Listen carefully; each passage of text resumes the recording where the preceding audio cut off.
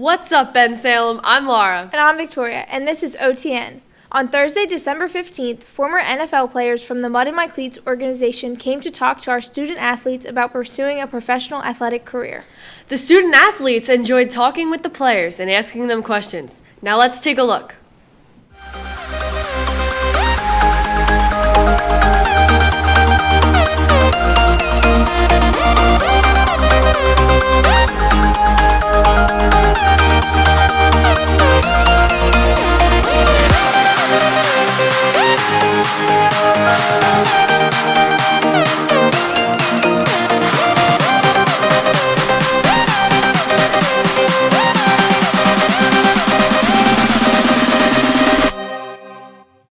First, the former players introduced themselves and described their personal stories before opening it up for student athletes to ask them questions.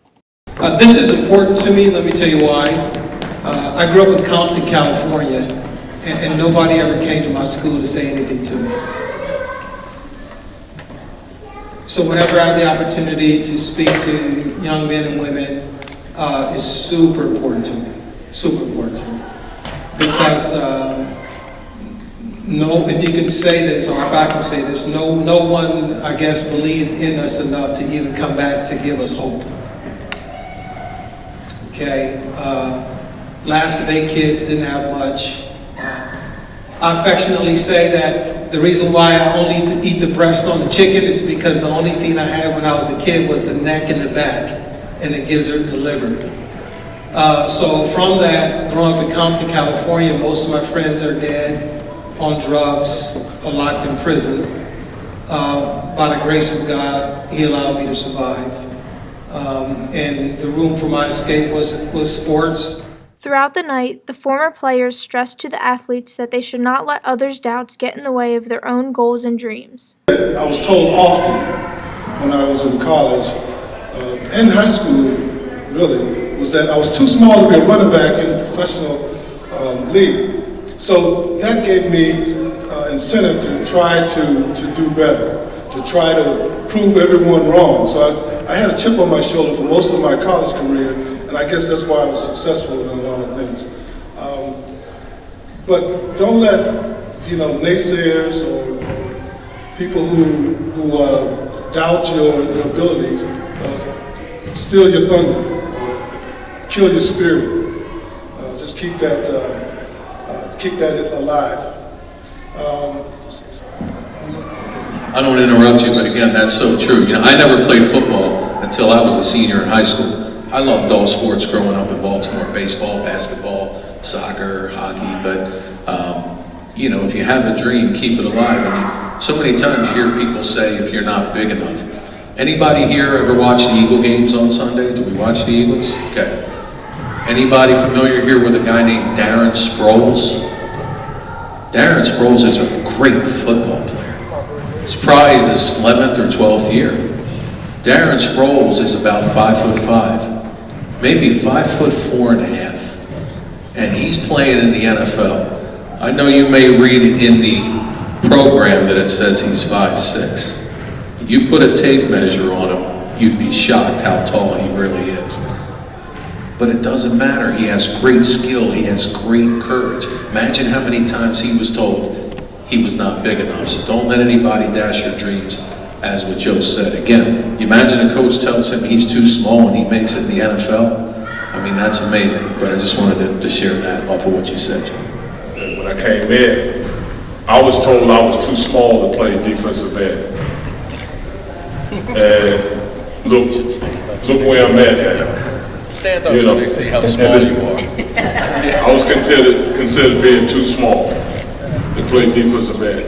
And I proved the NFL wrong that I was able to play defensive end for 8 years in the league. So, the thing is, if you have a dream of becoming a professional athlete, or whatever your dream is, keep your eye on the prize.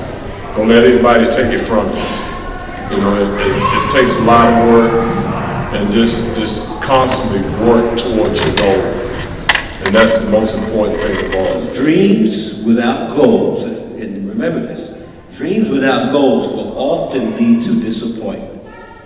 Dreams without goals will often lead to disappointment. If I have the goal of being a great football player and I don't do the things that are necessary on the goal chart to hit that mark, if I don't strengthen myself, same thing in the classroom. If I have a goal to be an A student and I don't study, it's going to lead to disappointment. And the same thing in life, whatever it may be, your profession, whatever you may do. After being asked about the differences between the high school, college, and pro levels of athletics, the players described the different standards that professional athletes are held to. So when you're in high school, maybe only a handful of you that are really outstanding athletes. In college, there might be a few more of them. But when you get to the pros, everybody's outstanding. Everybody were their star player in high school, their star player in college. So the expectations that you might have had going into the pros, thinking that, hey, I was drafted #1, but you have a whole team full of #1s. So it humbles you a little bit.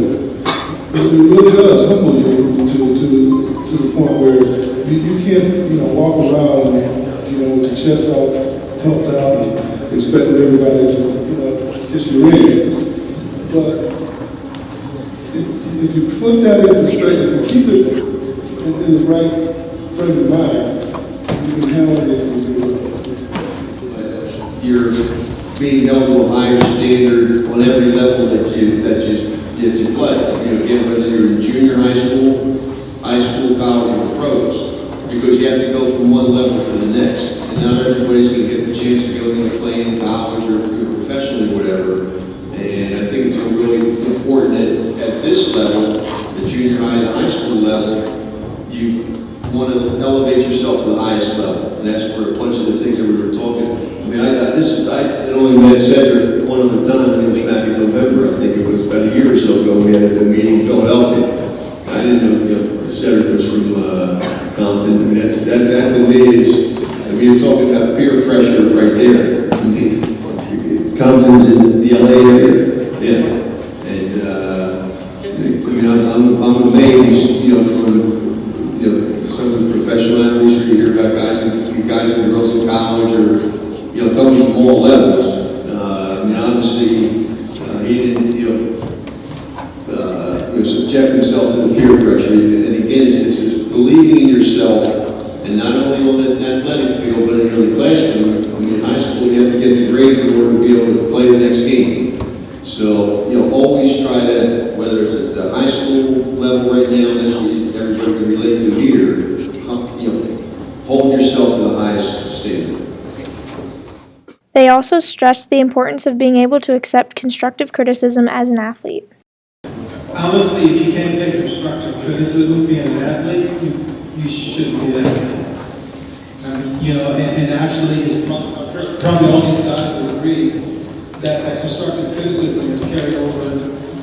Being able to receive constructive criticism has carried over into a wonderful trait outside of sports. Because that's about life. You're going to get criticized, right? You're going to get critiqued. People are going to talk about you, talk about your back, talk about you in your face. So at the end of the day, one of the most humiliating times I know for me was film sessions. On the sideline, you have selective amnesia. You're like, I didn't do that, coach. I was in the right spot. And the coach used to, affectionately say, the film don't lie. We'll talk about it tomorrow. And inevitably, he'd run that reel back and forth. This was before DVDs, Blu-ray, and digital. But he'd just run it back and forth and just pause it sometimes and just put you on blast in front of all your peers. Not to mention, right, guys, during halftime. So you go out, think about this. Think about the context. You go out and have a terrible half. You come in for 5-10 minutes. And then you got to go, and they just rail into you. Then you got to go back and do it better. After being, some words you can't use, but at the end of the day, they'll cut you up, slice you down. But at the end of the day, I know for me personally, all it did was it's registered as, okay, he's seeing something I don't see apparently. I have to trust his input, and I need to somehow correct and find something within me to do it better this time. And I think it's super important because that's a rule of life. You're always going to have people that see something that you don't see, and you're going to have to take honest inventory of yourself and correct it to get better at it. And to tell you, the word that he uses, trust. You must trust your coach to give you the vision to win and help you win. You must trust your teammates to listen to your teammates and be part of a team. A team is a unique grouping of people. They believe in a vision, whatever that vision is. So if you're outside that vision, you don't help the team. So listening is very important, whether it's film sessions, whether it's gathering, whether it's the night before playing a team, whether it's being in the right spot, when the coach tells you to be in the right spot, is important. Listening is important. It helps your team. Continue to do that, because what happens? People are watching. If you want to go to another level, they're watching. They're watching how you take criticism. They're watching you react to it. And you can be a great athlete and score more points than everybody else. But again, the attitude is part of that also. So, constructive criticism is good. They closed out the night with an important message for all athletes. Your mental state should be, at whatever level you're playing as an athlete, that it's a privilege. It's a privilege to play.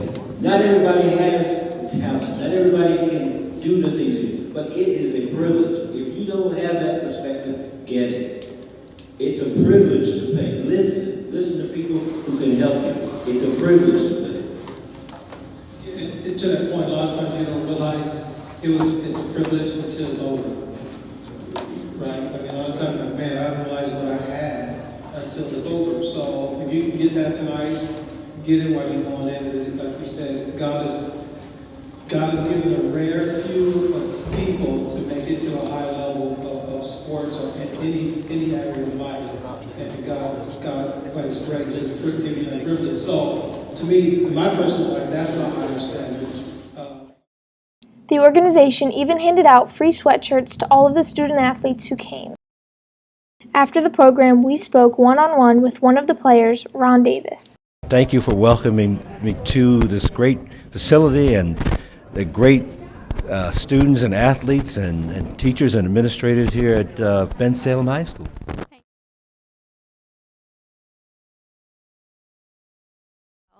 It's inspiring. We feel very blessed to have done what we've done. And we want to give back to the community. We want to give back to students. And we see a greater mission to help really visualize success. And that's one of the parts of our mission.